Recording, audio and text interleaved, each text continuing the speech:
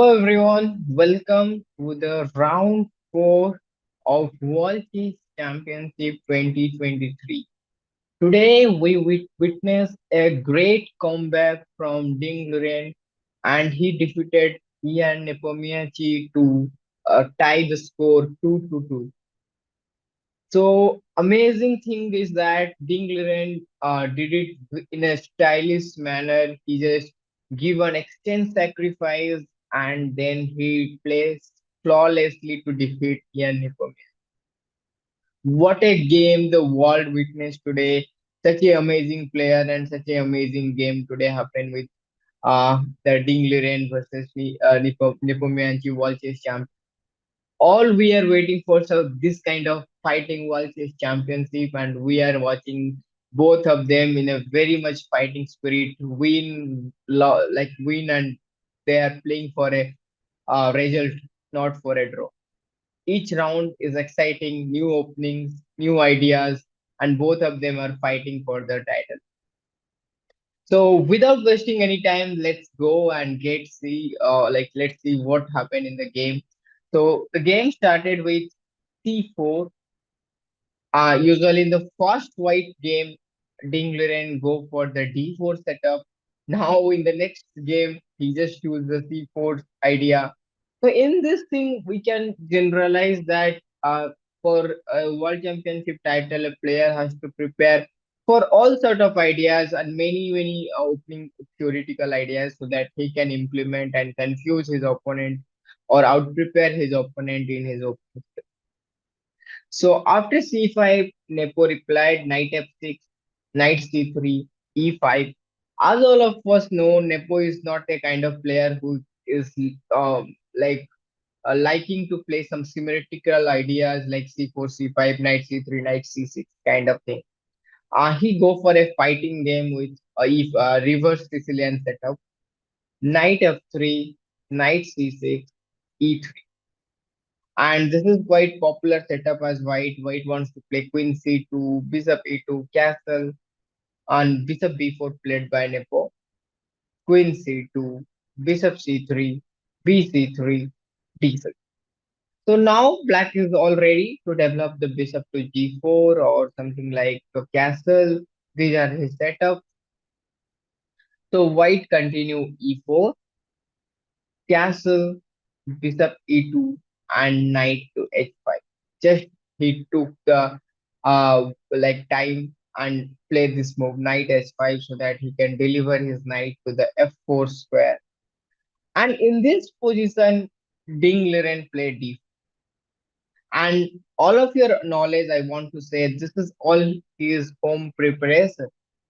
Actually, his second Richard report has this similar position in 2013. And again, it came in 2023 and none other than World Chess Championship game round number 4. Dingleren used the same idea against Superman. So knight f4 played in the game, white captured bishop f4, e f4, castle.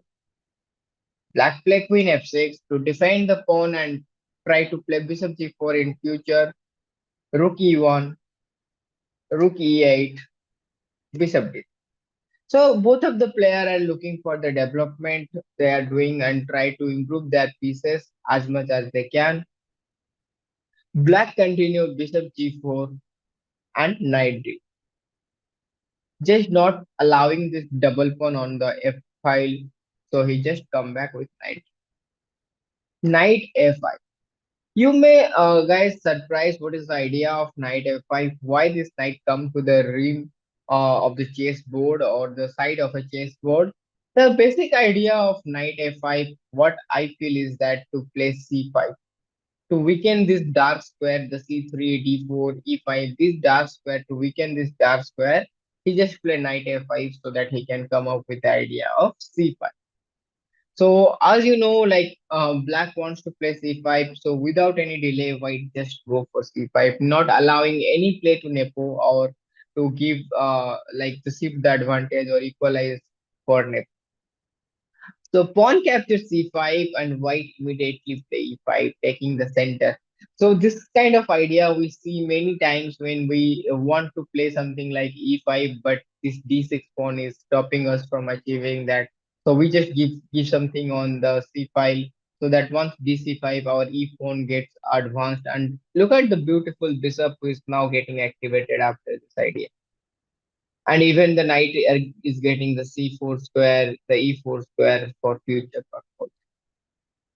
Queen h6 played in the game, and white continued d5, just strengthening the center and moving forward for a healthy pass pawn in the center. Black just tried to attack the pawn c4, strengthen again, b6, h3, and now the idea of h3 is pretty simple. He wants to ask his opponent to decide where he wants to put the bishop, whether he likes to play bishop h5 or he likes to go back with bishop d7 or bishop c8. Another idea of white could be after bishop to somewhere like c8, maybe white can go bishop f5, queen f5, double the rook, knight f3, slowly improving the position and focusing on his central pass points. Black choose to play bishop h5 and white goes bishop e4. Again, the same strategy, slightly improving the bishop, not allowing f3, and now at some point white's threat is to play bishop f3, knight e4, and depending on the situation, let's say bishop f3, queen c3, knight e4, ideas like that, and double the rook on e5 to put more support on the e5 pawn. Rook e7 played in the game, queen c3, rook e8, bishop e3, f3. This is what happened, and this is a very common theme of white and black. Knight b7. Here, black has a tricky idea here. Maybe black is threatening something like knight d6. Maybe he wants to activate his knight to d6. So white just play rook e2, not allowing this knight d6 stuff. F6, yes, he just want to make a break so that the d6 will become a like defending square, or he can block this pass pawns through this f6 break and knight this. Let's stop here and think what's happened in the game. White get a beautiful pass pawn on e5, that is pawn on e6. Of course, it is giving a sort of advantage, and but at the same time there is a great blockade happened on the d6 square. Basically this knight is just creating a blockade over the d6 square, not allowing these pawns to move forward. And if you ask again, like what should be the white's idea, white wants to trade few pieces and make this pawn movable, the e6 and d5 pawn. So let's see what happened in the game. So rook to e1 played in the game. When the rook is supporting more on the e6 pawn, knight f5, black wants to play knight d4. Black is in upper seat, wants to play knight d4, and then at some point he wants a c6 break if possible and capture the e6 pawn, which is a potential strength for white.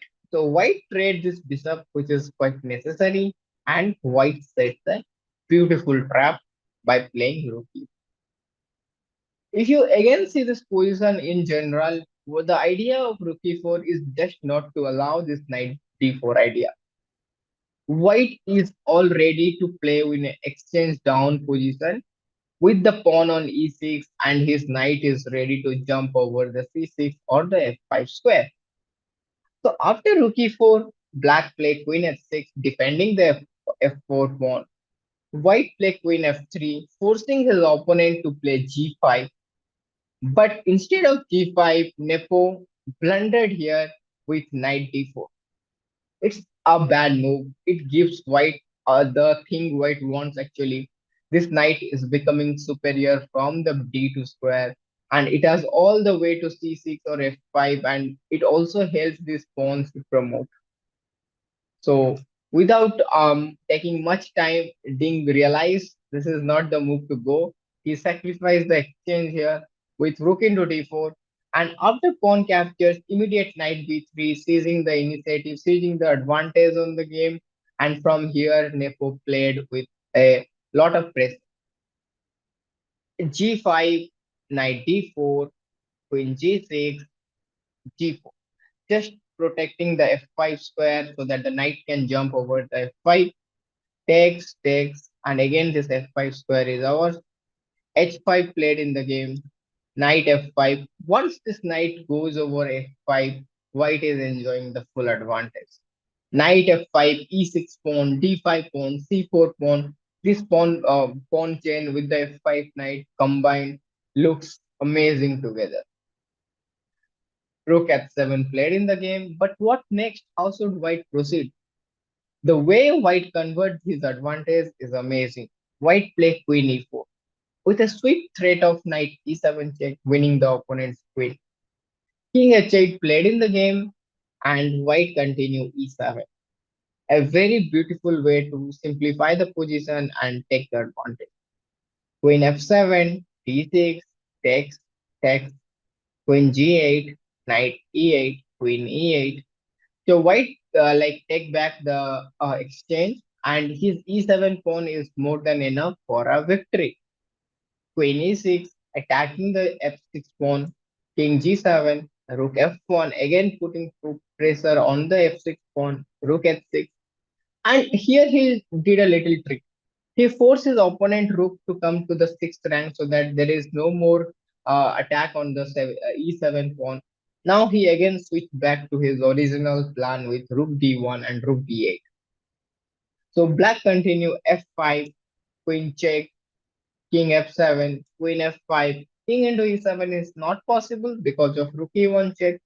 So again, rook f6, queen h7, king e6, queen g7.